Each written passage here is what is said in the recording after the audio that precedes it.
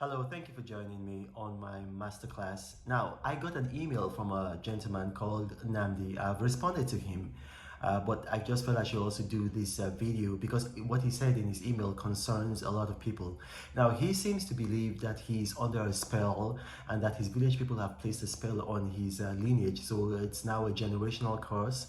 And the effect of that is that the men in his lineage tend to die in their 40s. And right now he's in his 40s, and then he's beginning to have that, feeling of paranoia that he's going to die. And basically what I told him is this, is that, nobody can kill you.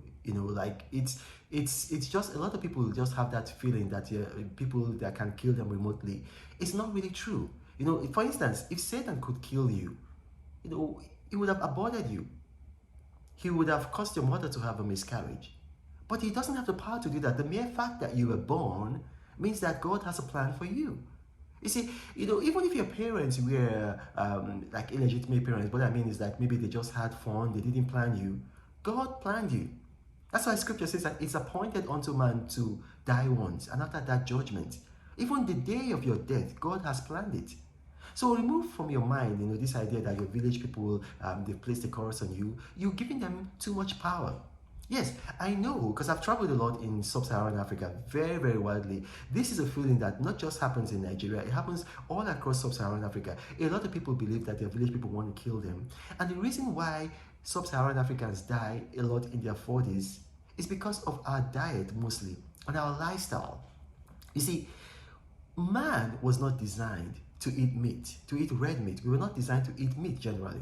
And you see that in scripture. If you read Genesis chapter 1 verse 29, you see that God actually told man that I give you all the herbs and all the trees with fruit that have seed in them, and they shall be to you as food.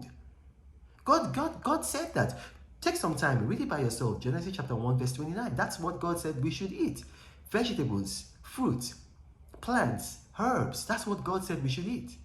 So some of you might say to yourself, okay, what about Cain? Cain had flocks. He was keeping livestock. In those days, they kept livestock to sacrifice to God because they regularly did, animal sacrifices to God. It was a regular practice. And so when you read in Genesis chapter 4 verse 2, you see that Cain had livestock. In the whole, from Genesis chapter 1 all the way to Genesis chapter 9, you don't see one instance of anybody eating meat. All they did, you see that they ate herbs, they ate fruit, they ate vegetables. They did not eat meat.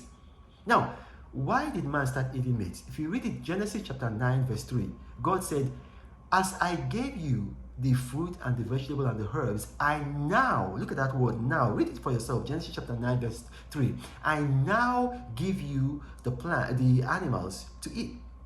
And the reason why is because there had been a flood. There had been a flood, and then all the vegetation on earth was destroyed. As a matter of fact, when Noah had sent the dove out, the dove could not bring anything because there was no vegetation. And then subsequently, a little time afterwards, the dove was able to bring back just a tiny little bit of vegetation.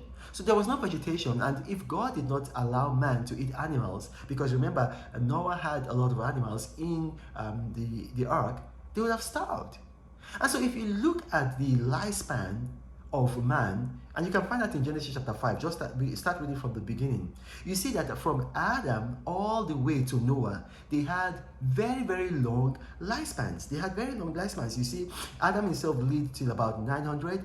All of them, Methuselah lived to almost about 1,000 years. They all kept living a Fraxad. All of them, they lived, I think the least that anybody lived then was about 777 years. They all lived very long lives.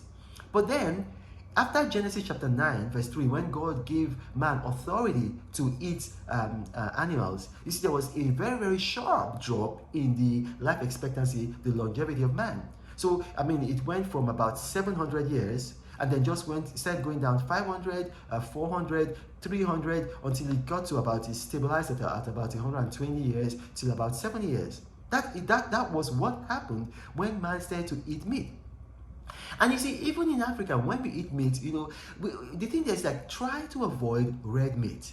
Red meat is very dangerous. You see that even in scripture, I believe in Deuteronomy 12:23, it says that even if you're going to eat meat, get all the blood out of the meat, all the blood. So the meat is, because what makes it meat red? It's the blood. So get all the blood out. It says you shall not eat meat that has blood in it.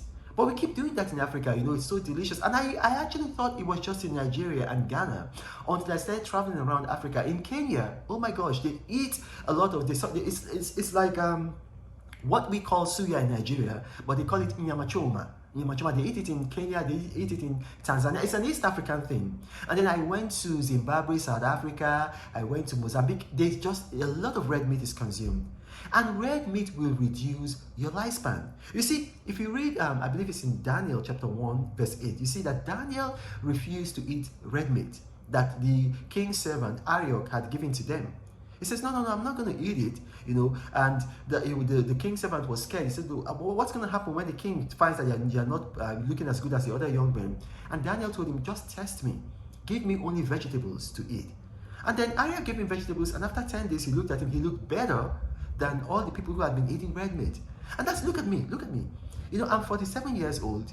I run every day 7 kilometers every day. Not some days, I run every day 7 kilometers. I'm very strong in the bedroom, in the field, in every aspect of my life. I'm very, very slim, low body fat. I travel a lot, I write books. And how am I able to maintain that lifestyle? I avoid red meat.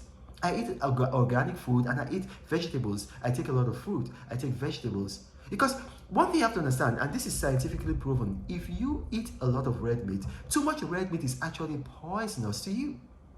That's why, because I'm very well traveled, I've gone to, if you go to places like Japan, you go to Italy, you go to Sicily, you go to the south of France. These are places where, and then in the Mediterranean, these are places where they typically have a very, very long lifespan. You find that they have very, very, very low meat diet. If they're going to eat animal protein, they tend to take fish. And look at it. When Christ was resurrected, John 21:13, when he was going to have a meal in his resurrected body with his disciples, what did he eat? He ate fish. Go and read it yourself. He ate fish.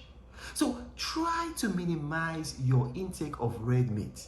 If you must eat, try to eat, basically, maybe if you want to eat protein, animal protein, eat fish. But if maybe you like meat so much, try to eat probably birds. Eat like a chicken, turkey.